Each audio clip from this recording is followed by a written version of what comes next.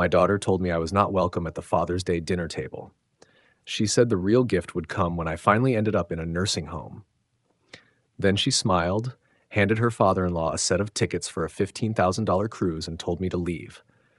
I walked out that night with my chest feeling hollow, stunned by how easy it was for her to betray me.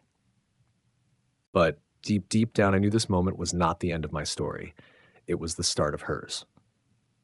Before we continue, please subscribe to stay updated on our latest stories. When Monday came around, I made one simple move. I canceled the mortgage check. From now on, she would be paying for everything on her own. Before stepping inside Big Sky Chop House, I took a second to straighten my best button-down shirt. The glass doors reflected a man trying to hold his head high, even after everything. In my jacket pocket, I could feel the weight of a small picture frame pressing against my chest. Cassandra's graduation photo, the one from when she was 7 years old. She was missing her 2 front teeth in that photo, grinning wide and fearless. I had wrapped it carefully in tissue paper like it was something sacred. "Table for Kowalski," I told the hostess. She guided me through the dim restaurant filled with soft light from Edison bulbs and the smell of grilled meat. The place had that rustic Montana look, wood panels, quiet music, and the sound of silverware tapping plates. It was a slow Tuesday night. Most of the tables were taken by couples sharing wine and quiet conversations. Then I saw it. Our table. 3 plates, 3 chairs. Cassandra and her husband, Preston, already seated, their wine glasses half empty, the breadbasket nearly gone. No 4th chair. No place for me. "Dad, what are you doing here?" Cassandra's voice cut through the air sharp enough to draw attention from nearby tables. She looked genuinely caught off guard, like I had wandered into the wrong room. I stood there, jacket folded over my arm, feeling the edge of that photo frame pressing into my ribs. "It is Father's Day dinner, sweetheart," I reminded her. "You invited me 3 days ago." "No," she said flatly. "I did not." She lifted her glass and took a slow sip, her wedding ring catching the low light. "I told you we were celebrating with family." Preston never looked up from his phone. His thumb moved over the screen, face glowing from the blue light. It made him look younger than 35.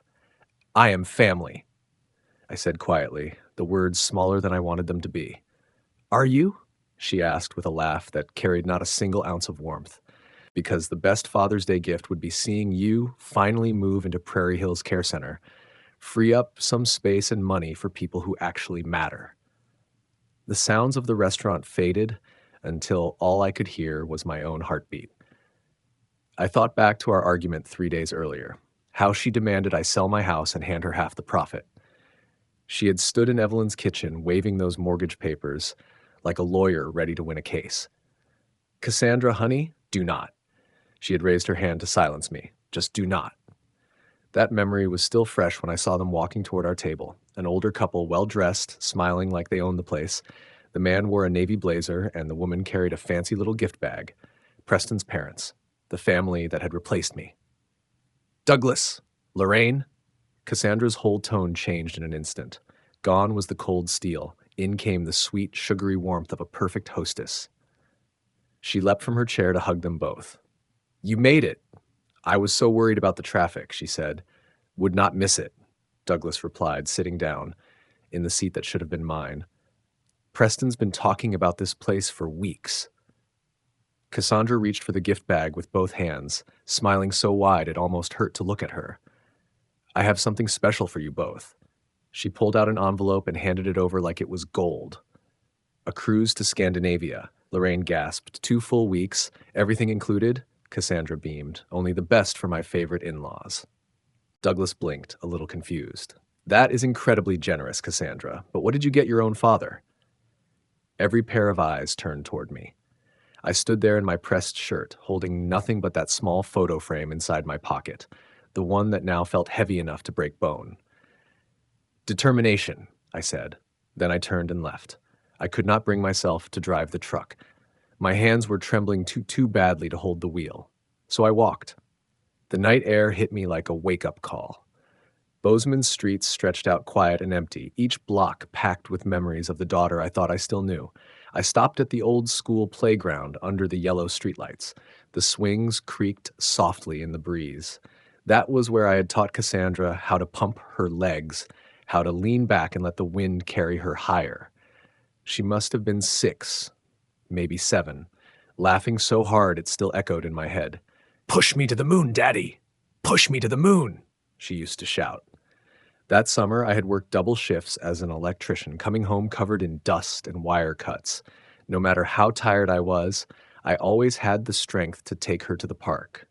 Evelyn would pack sandwiches, and we would spread an old quilt under the oak tree, pretending the world was perfect. A couple of blocks farther stood the same ice cream shop where we used to celebrate every report card. Cassandra always got the same thing: strawberry with rainbow sprinkles. She ordered it with the seriousness of a business deal. "1 scoop of strawberry with rainbow sprinkles, please," she would say, "and do not forget the extra sprinkles on top." As I walked past the community center, the teenage years came rushing back.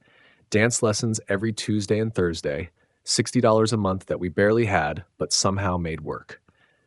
Cassandra in her black leotard and pink tights, spinning until her toes bled, hair pulled tight in a perfect bun.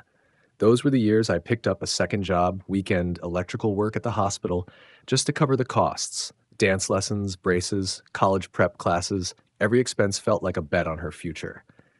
Evelyn used to frown at the bank statements, rubbing her forehead with both hands. "Ted, we cannot keep this up," she would say. "We will manage," I told her every time. She is our investment in the future. The day the acceptance letter from the Montana State University arrived, it was a Tuesday. I still remember the look on her face.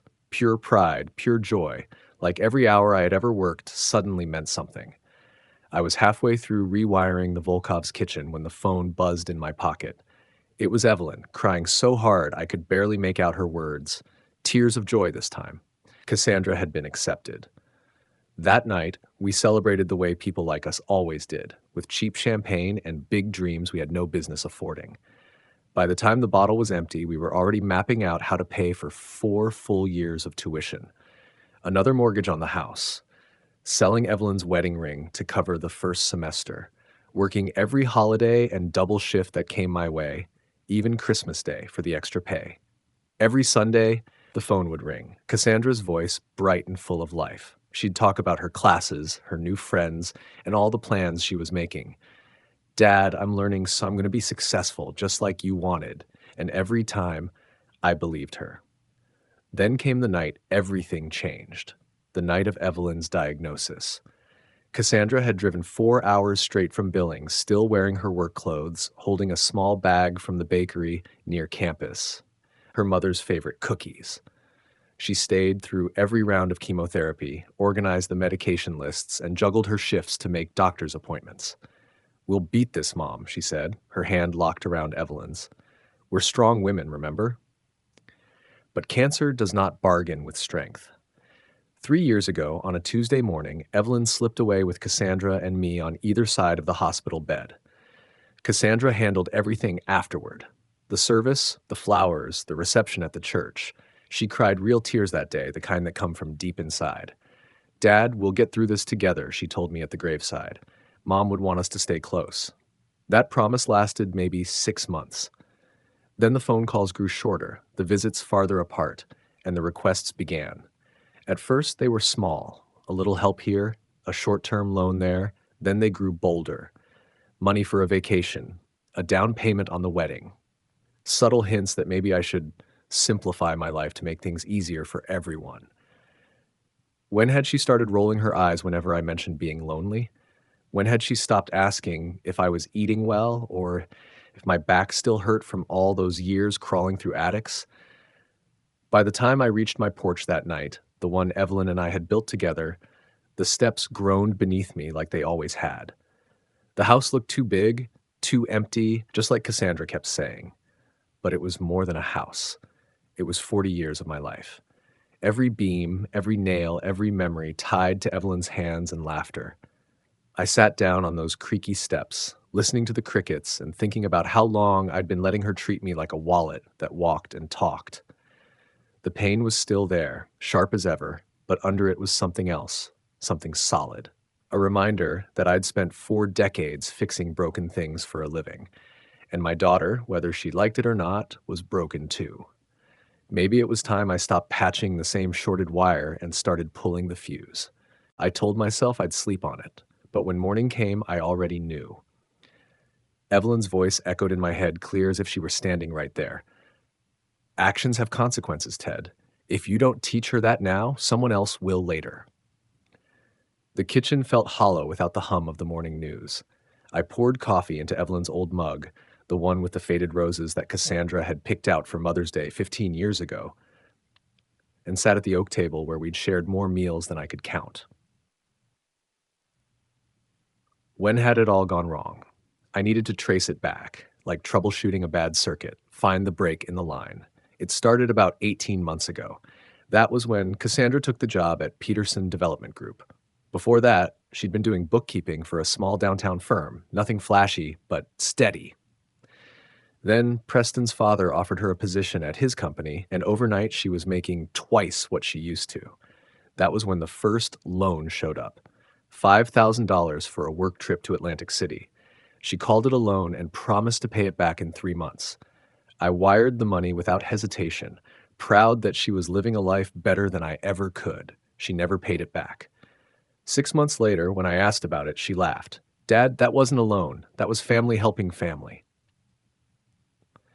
After that came the wedding. $15,000 for the reception, $5,000 for the honeymoon, $3,000 for the photographer, all for a country club ceremony complete with ice sculptures and a 7-course dinner. When I hesitated, she pulled the one card she knew would work.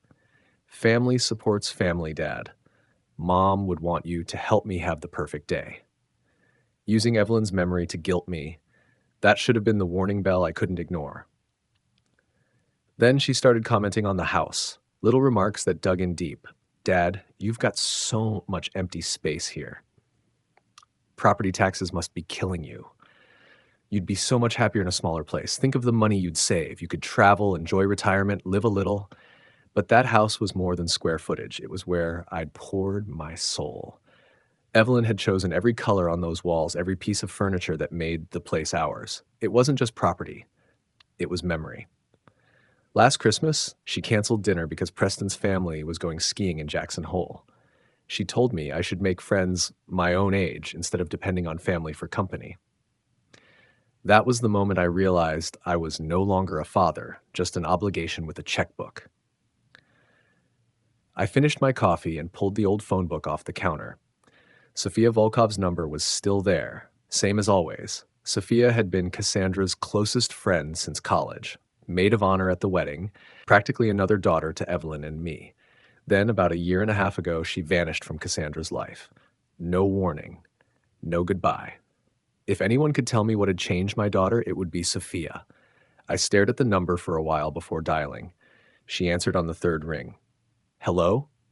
Sophia, it's Theodore Kowalski, Cassandra's father. There was a long silence. Then she said softly, Oh, hi, Mr. Kowalski. Is everything all right? I should be asking you that, I said. Can we meet? I need to understand what happened between you and Cassandra. Another pause followed, heavier this time, like she was deciding whether to open a door that had been closed for too long. The pause on the phone stretched out long enough for me to start doubting whether she would answer at all. When Sophia finally spoke, her voice came quiet and unsure. Longer this time. I don't know if that's a good idea. Then softer. Please. I leaned back in my chair, staring at the old wallpaper Evelyn had picked out decades ago. I'm not trying to stir up trouble, I said. I'm just trying to understand who my daughter turned into. I think you might know more than you realize. On the other end, I could hear her breathing. Not steady, but like someone fighting with herself. After a few moments, she said, Willow Creek Park, 2 hours, the bench near the river. Thank you, Sophia, I said quietly. Before I could hang up, she added something that stopped me cold. Mr. Kowalski, be careful. Cassandra isn't the person you think she is. Then the line went dead. I stared at the phone long after the dial tone faded. 40 years as an electrician had trained me to recognize when something was wrong in a circuit, when the line had shorted out, when the current wasn't flowing the way it should. And right then, I knew I'd finally found the break in mine. 2 hours from now, I'd know exactly what had fried my daughter's moral wiring. And maybe, just maybe, I'd figure out how to repair it. Willow Creek Park ran along the Gallatin River like a long green ribbon cutting through the city. The cottonwoods swayed in the early afternoon breeze, sunlight glinting off the water like sparks jumping from a live wire. I got there 20 minutes early. Old habits. I always like to arrive ahead of time to get my bearings. It gave me a few minutes to steady my hands and prepare myself for whatever I was about to hear. She showed up exactly at 2. Coffee cup in one hand, purse slung over the other shoulder, walking like someone who had to talk herself into being here. Sophia had always carried herself that way. Thoughtful, a little shy, always careful with her words. At 30, she was still the same young woman I remembered from Cassandra's college years, gentle, polite, and honest in a way that seemed rare anymore. "Mr. Kowalski," she said as she sat down, leaving a respectful space between us on the bench. "I wasn't sure you'd actually come." I gave a small shrug. "I wasn't sure you'd actually tell me the truth if I did." That earned me the faintest smile. A sad one. "You always were direct," she said. "I like that about you and Mrs. Kowalski." For a few moments, we just sat there watching a pair of ducks move lazily through the shallow water near the edge of the river. She gripped her coffee cup tight, the steam rising and curling between us. Finally, I asked, "What happened between you and Cassandra?" She didn't answer right away. When she finally did, her voice was barely more than a whisper. "She changed." "How?" Sophia's eyes stayed on the water. "After she started working for Mr. Peterson, she became someone I didn't recognize anymore." Her fingers trembled slightly against the cup. She started doing things, illegal things. My chest tightened. "What kind of things?" She hesitated, glancing around the park like she was afraid someone might be listening. "I shouldn't even be telling you this," she said. "If Cassandra finds out, she'll know it came from me." "You have my word," I told her. "I just want to understand." She took a deep breath and lowered her voice. "She's been stealing from Peterson Development Group, setting up fake invoices, billing for materials that were never ordered, projects that never happened, then pocketing the difference." It hit me like a jolt. "What?" Sophia nodded slowly. "I saw the paperwork myself when I visited her office last year. Invoices for thousands of dollars worth of supplies that never showed up. When I asked about them, she just laughed and said it was creative accounting." But I knew what I was looking at, Mr. Kowalski.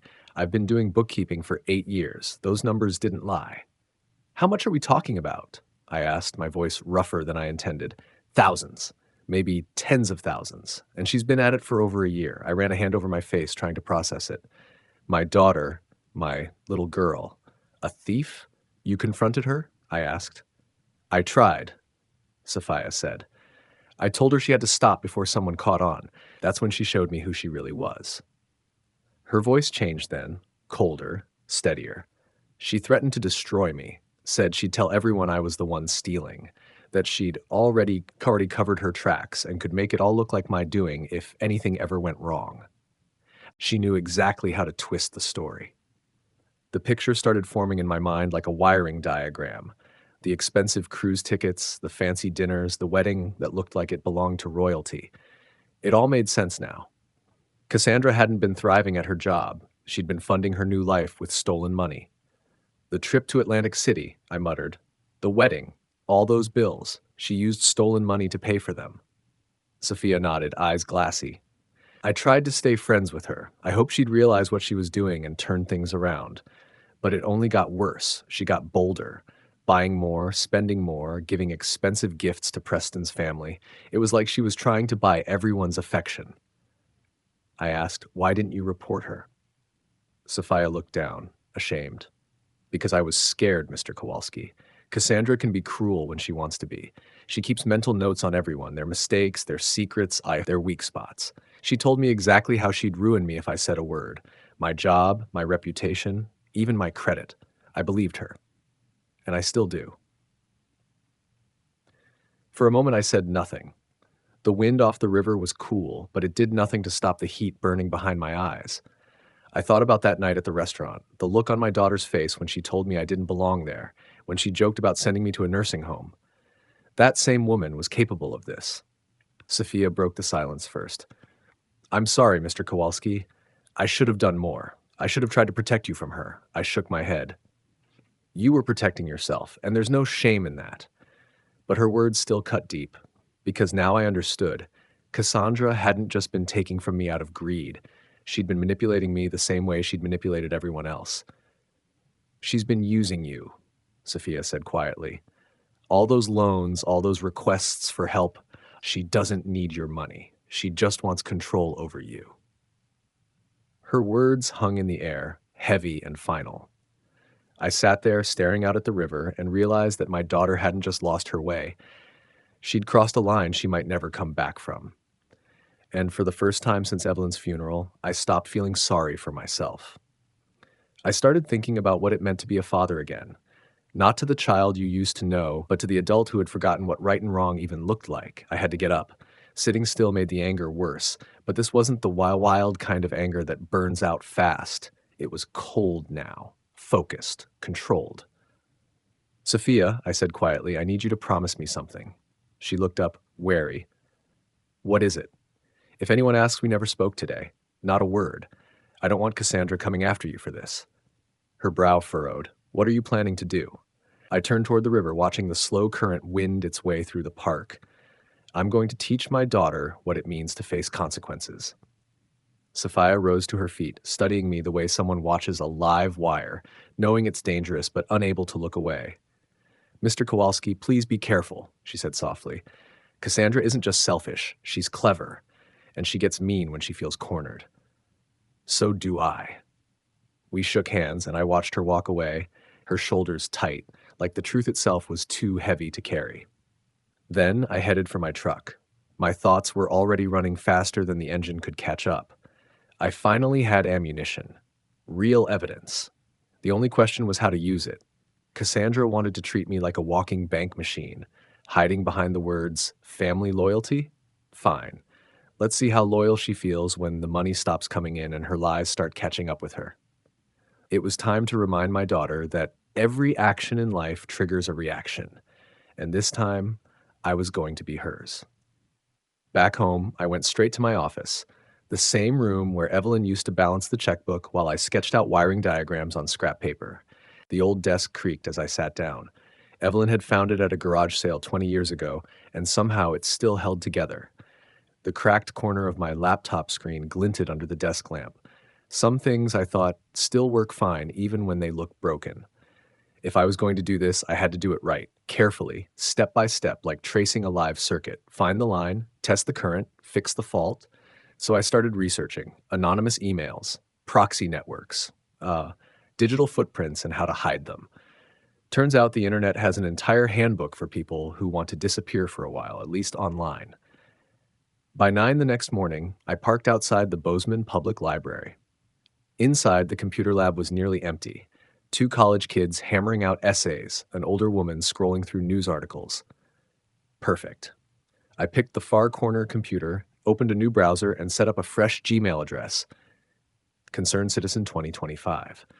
Then I began typing a message to Douglas Peterson Sr., owner of Peterson Development Group. My fingers moved steady, even though my pulse wasn't. "Dear Mr. Peterson, I have reason to believe there are serious financial irregularities within your company that need immediate attention. I wrote the way I draw a circuit diagram, precise, clean, no wasted lines. Every piece of information Sophia had shared went into that letter. Dates from last fall, descriptions of false invoices, and the way the money moved from company funds into personal luxuries. I included the big ticket purchases I'd seen with my own eyes. The cruise tickets, the handbags, the new luxury car that didn't fit a bookkeeper's paycheck. Then came the detail that would make him sit up straight. These stolen funds have been used to buy expensive gifts for your family, making you unknowing beneficiaries of company theft. Your business reputation could be severely harmed if this continues. I read it 3 times, double-checking for anything that could point back to me. It sounded like the message of a worried employee, not a vengeful father. My cursor hovered over the send button. Once I clicked, there was no undoing it. Cassandra's carefully built life would start collapsing the moment that email landed in Peterson's inbox. At exactly 11:47 p.m., I hit send. When I got home, I poured myself a stiff drink, 3 fingers of whiskey from the bottle Evelyn and I had saved for anniversaries. It had dust on the cork, but the burn felt right. If there was ever a night worth opening it, this was it. I woke to the sound of my phone buzzing on the nightstand. 6:23 a.m., new email. This is troubling, but I will begin an internal review immediately. Thank you for alerting me. D. Peterson. I smiled into my coffee. The gears had started turning. Not 2 hours later, the phone ripped through the quiet of the house like a fire alarm.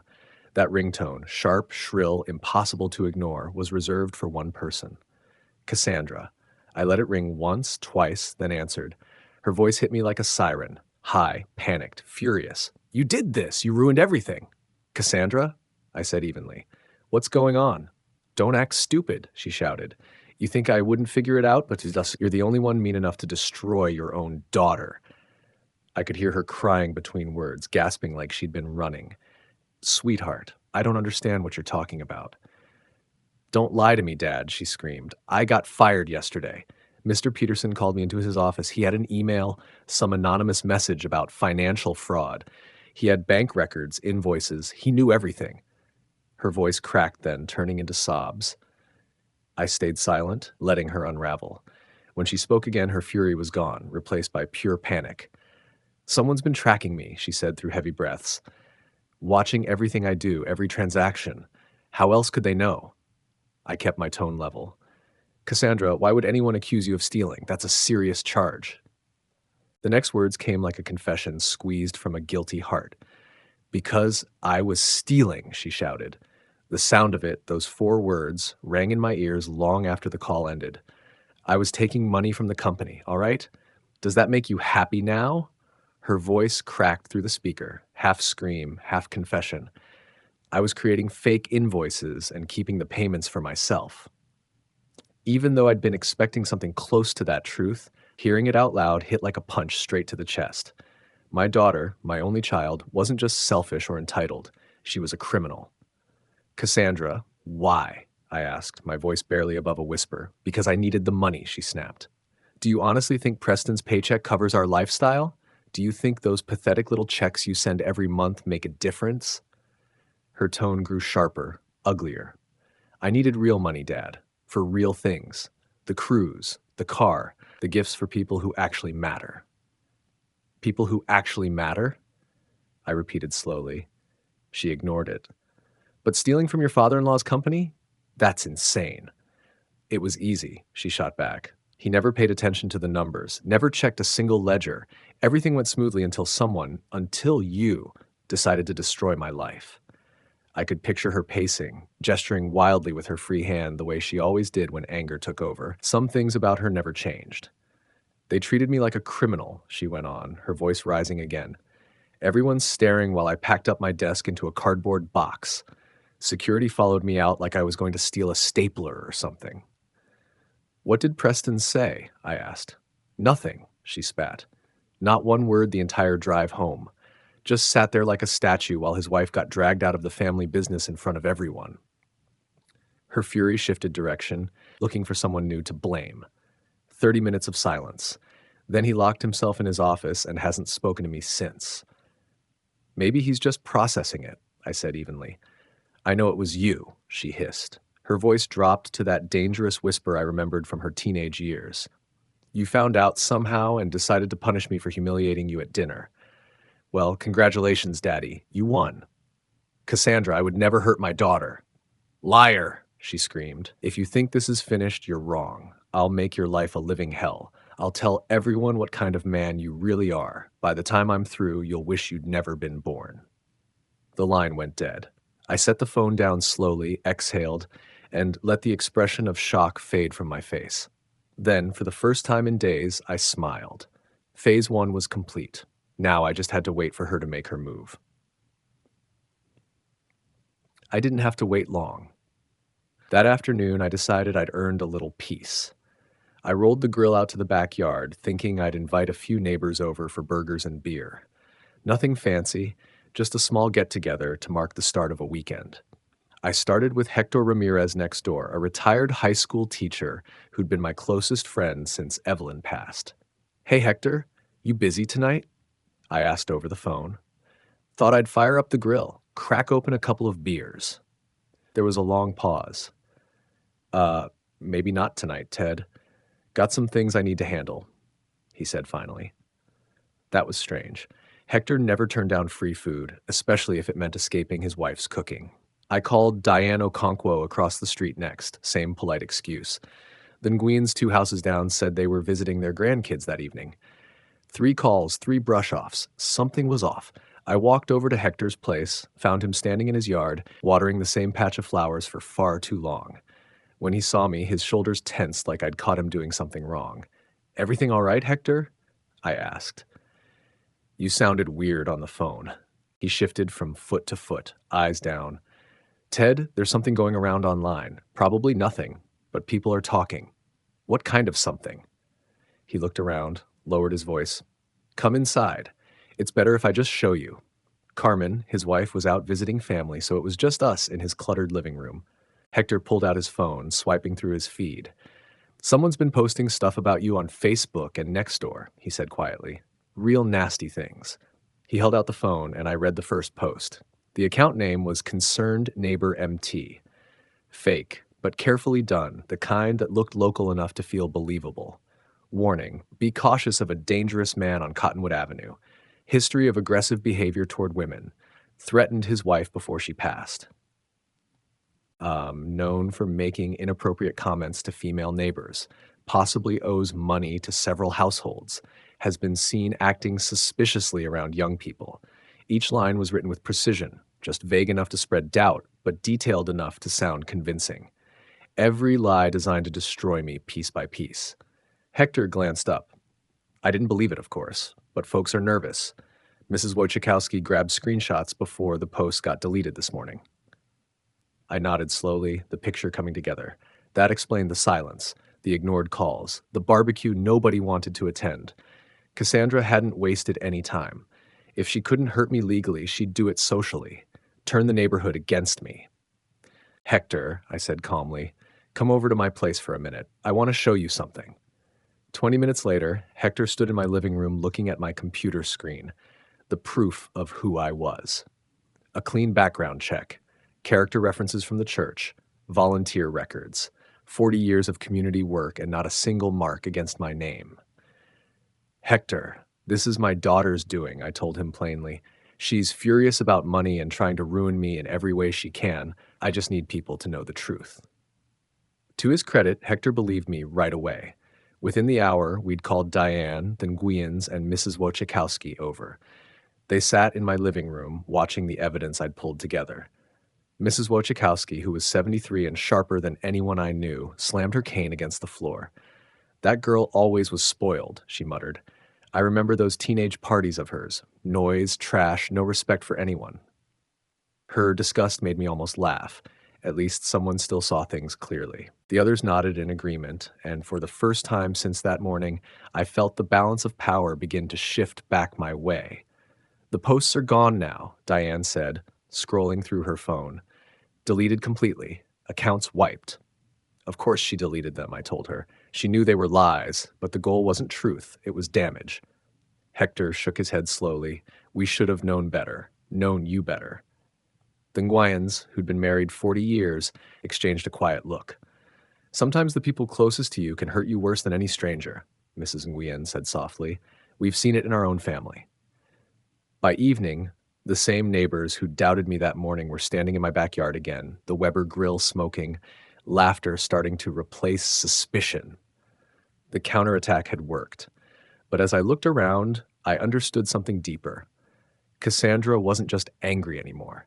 She wanted to destroy me completely. Diane brought her potato salad in Evelyn's old blue ceramic bowl, the one with painted flowers I'd lent her months back and forgotten about. Seeing it again hit me harder than I expected. Surrounded by people who'd chosen to believe in me over anonymous online poison, I realized this. These were my family now. Hector wheeled over his cooler with a grin. "Brought the good stuff tonight, Ted. You earned it." Mrs. Wojciechowski showed up, clutching a manila folder like courtroom evidence. "I printed every post before they disappeared," she said. "Every lie, every accusation." She can't pretend it never happened. The Nguyen's arrived with cornbread still warm under a checkered cloth. Simple things, but they meant more than any of Cassandra's $1,000 gifts ever had. I flipped burgers over the old Weber. the smell mixing with citronella candles flickering around the table. For the first time in a long time, the sound of people talking and laughing in my yard felt like home again. Sometimes, Hector said, opening his second beer, you've got to protect yourself from your own blood. Learned that with my brother. Gave him every chance in the world. He drank them all away. Diane nodded. Mine was the same, just with money. Always an emergency, always alone. Took me years to see I wasn't helping, I was enabling. Mrs. Nguyen's voice came low, certain, the kind that came from raising kids and burying one. Love isn't endless forgiveness. It's boundaries. If you don't teach consequences, life will. The talk turned into something like a group therapy session, everyone sharing scars, disappointments, betrayals. I realized I wasn't the only one who'd been manipulated by family. I've been paying her mortgage for 3 years, I admitted finally. The words came easier than I thought. $2,847.50 every month, supposed to be temporary, until she got on her feet. The silence that followed was heavy. Jesus, Ted, Hector said quietly. That's more than my pension. Mrs. Wojciechowski's voice snapped like a whip. If she can swing cruises and designer bags, she can pay her own damn bills. Diane laid a hand on my arm. You've been generous, Ted, but generosity without limits turns into servitude. The sun sank behind the mountains, leaving us in the soft glow of the string lights I'd hung for Evelyn's last birthday. Their faces, serious, kind, supportive, told me what I already knew. Maybe it's time she learned responsibility, Hector said. He was right. I'd been circling the idea for days, but hearing it out loud from people who genuinely cared about me made it feel less like payback and more like a necessary correction. Sometimes loving someone means saying no. Sometimes it means standing back while they face what they've built for themselves. As everyone packed up leftovers, they promised to keep an eye on social media to shut down any new lies before they spread. For the first time in months, I felt real support, not because anyone owed me, but because they knew who I was. After cleaning up, I sat at my kitchen table and opened the checkbook. Monday's page showed an automatic payment set to hit Cassandra's mortgage.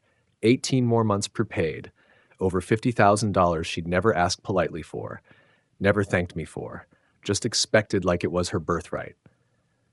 If Cassandra wanted to play hardball, she was about to remember who taught her how to throw. Monday morning, I had a call to make. At 6 sharp, I was back at that same kitchen table, pen tapping against the ledger. $51,255. 18 months of payments, $2,847.50 each. That money could have been my cushion, my travel fund, my peace of mind. Instead, it became her allowance.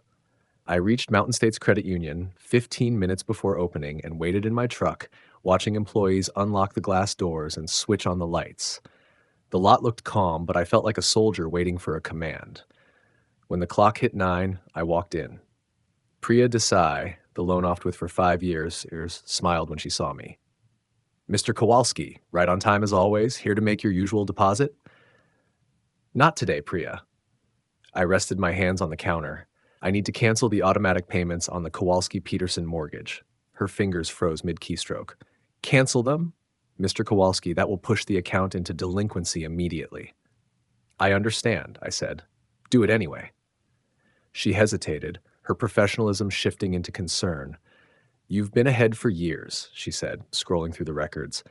18 months of advance payments. Are you in financial trouble? No, I told her calmly. I'm finally seeing things clearly. The paperwork took about 20 minutes. Priya warned me 3 separate times. Foreclosure timelines, late penalties, credit hits. I listened politely and signed every line.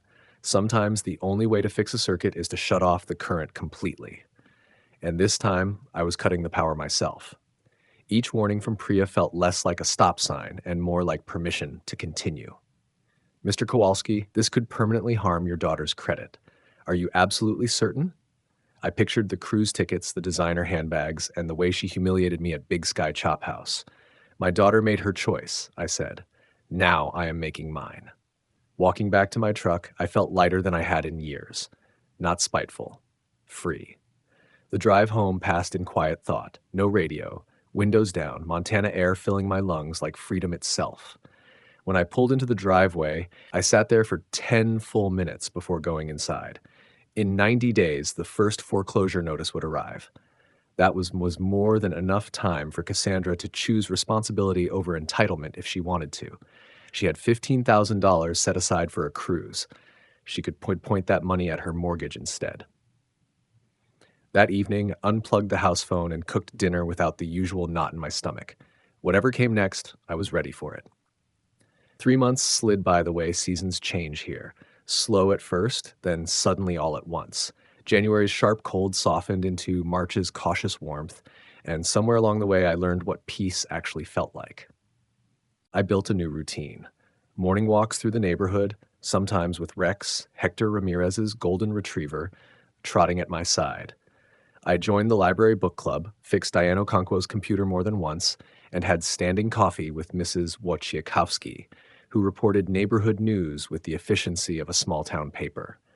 I finally repaired the porch steps that had squeaked since forever and always annoyed Evelyn. I painted the kitchen a bright yellow she had wanted for years. I cleaned out the garage until my truck fit the way it was meant to.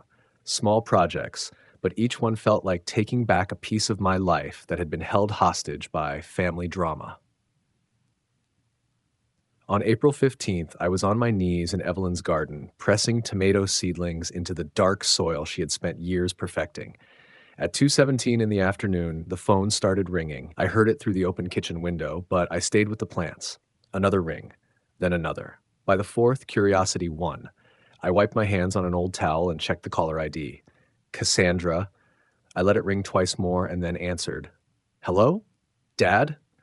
Her voice sounded smaller than I remembered. I do not understand what happened. The bank sent a notice. What kind of notice? Foreclosure warning. The words broke as she said them. It says payment stopped in January, but you have been paying. You always pay. I sat down at the kitchen table, still holding the towel. Have you been making the payments yourself? No. I thought you were handling it. You always handle it. Her breathing turned uneven. They say we are $8,500 behind. How is that even possible? The moment felt like standing on a cliff right before the jump. I stopped making your mortgage payments in January. Silence. Complete, heavy silence. Then she exploded. You what? How could you do this to us? I decided you are old enough to take care of your own obligations. But we do not have that kind of money, she cried. The foreclosure timeline is only 60 days. Dad, they will take our house. That is what happens when the mortgage is not paid, I said. This is about the restaurant, is it not? She snapped. Accusation crept back into her voice. You are punishing me for one bad night. I looked out the window at the neat rows in Evelyn's garden. I'm not punishing anyone, Cassandra. I am simply done enabling. She breathed hard into the phone. When she spoke again, her tone shifted, sweet as honey, the exact sound she used as a teenager when she wanted something. Dad, I know I have not been the daughter you deserved. There it was, the opening move. I was under so much pressure at work that night. I took it out on you, and that was wrong. Yes, I never meant what I said about the nursing home. You know that, right? Same playbook as when she was 16. Admit a little, blame the stress, claim it was not real, and move quickly to the ask. Mom would want us to fix this as a family, she added. Hearing Evelyn's name hit hard, but I had expected it. Do not drag your mother into this. But she would, Cassandra insisted. She always said family sticks together through hard times. Barchi, she would want you to help me save our house. Your mother also said that actions have consequences. A pause. I could almost hear her recalculating. Then came a new strategy. I will visit every week. We will bring back Sunday dinner, just like when Mom was alive. I will pay you back every penny with interest. I promise. Promises from someone who had just confessed to embezzling thousands of dollars did not carry much weight. How exactly will you pay me back without a job? I asked. Preston's father will hire me again once this all blows over, she said quickly. Those accusations were just rumors from a disgruntled employee. Even now, she could not admit to herself that the theft was real. And for the first time, I felt calm instead of angry. Because this time, I was not going to fix what she broke. We'll have nowhere to go, Dad, she said, her voice breaking. Do you really want your daughter to end up homeless? You don't have children, Cassandra. We're trying, she shot back quickly. We want a family, but how can we start one without a home? The lies were piling up, flimsy, desperate, and easy to see through. I could picture her pacing, hands cutting the air as she spoke, her mind spinning through half-truths, searching for something that might make me cave. "If you don't help me," she said, voice trembling, "you'll never see me again. Is that what you want? To lose your only daughter forever? I haven't seen you in 3 months anyway." That stopped her cold. When she spoke again, the fight was gone. Only tears remained. Real ones this time. "I'll sell the cruise tickets," she said through sobs. "That's $15,000. I'll put every penny toward the mortgage." "You should have thought about that before booking the trip," I said quietly. "Please." The word came out as a wail. "I'm begging you, Dad. I'm your only daughter." I stood, walked to the kitchen window, and looked out at the garden, the one I'd been working in before this call shattered my peace. "My daughter," I said, "died the day she chose money over family." "Dad, no! Please don't say that." I hung up. Then I unplugged the phone from the wall. The silence that followed felt sacred, calm, and absolute. I turned on the stove, filled the kettle, and waited for it to whistle. My hands didn't shake. My conscience was steady. After 40 years of marriage and 32 years of being a father, I'd finally learned the difference between loving someone and enabling them. 6 months later, on my 65th birthday, I sat on the porch with a mug of coffee and the morning paper. The Bozeman Chronicle headline was nothing special, but the September air was perfect, cool and crisp, carrying the first gold of autumn through the trees. A small story in the local section caught my eye. Foreclosure spike affects local families. Buried among the addresses was one I knew by heart, the Kowalski-Peterson residence on Birchwood Drive. Just a line in someone else's article about hard times, but it confirmed what Mrs. Wojciechowski had already told me through her ever-efficient neighborhood network. Cassandra and Preston had packed up in August, loading a U-Haul and leaving before the bank could take the rest. No last-minute rescue, no family intervention, no miracle refinancing, just choices meeting their natural consequences. They were renting a small apartment across town now. Cassandra had picked up retail shifts at Kroger. Preston was doing part-time construction work, not for his father this time. Douglas Peterson Sr. kept his distance once the embezzlement investigation confirmed what my anonymous email had revealed months ago. Real world, real work, real accountability. My own life, meanwhile, had settled into quiet rhythm and genuine contentment. The library book club had opened my eyes to authors I'd never bothered with before. The gardening group taught me tricks Evelyn would have loved, proper soil layering, pruning techniques, tomato cages that actually held. I started volunteering at the animal shelter, where the dogs listened without judgment and never asked for money. Ruth Steinberg, a widow from church, had become my regular coffee companion. Nothing romantic yet, just good conversation and easy laughter. I'd forgotten how good that could feel. I was 15 pounds lighter, my blood pressure finally steady, and I slept through the night without worrying about bills that weren't mine. The savings account that had once drained into Cassandra's lifestyle was growing again, becoming a real safety net instead of a guilt tax. Hector Ramirez came out of his house next door, mug in hand. "Morning, Ted. Happy birthday, old man." "Thanks, Hector. Hard to believe 65. He nodded toward me. "You did the right thing, you know. Tough love works." From across the street, Mrs. Wojciechowski's voice carried clear as ever. "That girl needed to learn the world doesn't hand out freebies," she said. "You didn't abandon her. You saved her from herself." She was right. Cassandra might not see it yet, but one day she would. That afternoon, I was scheduled to teach basic electrical work at the community center, wiring, safety, and practical repair. A class full of teenagers who wanted to earn an honest living, not chase easy money. Later tonight, some of my neighbors were coming over for a simple birthday dinner. Homemade food, good company, people who valued me for who I was, not what I could give. I looked out at Evelyn's garden, the tomato plants climbing toward sunlight, and felt her presence in the morning warmth. She would have understood every choice I'd made. She would have stood by me through all of it. Inside, the phone started ringing. The same landline I'd reconnected a month ago when the calls finally turned positive again. Library reminders, volunteer updates, friends checking in. I didn't rush to answer. These days, the phone brought connection instead of chaos. Some gifts take time to unwrap, but justice always arrives, quietly when you've stopped chasing it. I lifted my coffee in a silent toast to Evelyn and to peace hard earned. After all these years, I finally understood that love sometimes means letting people fall, and that letting go, truly letting go, had been the greatest gift I could ever give my daughter, even if she never realized it. To hear the next story, click the box on the left. And as always, thank you for watching.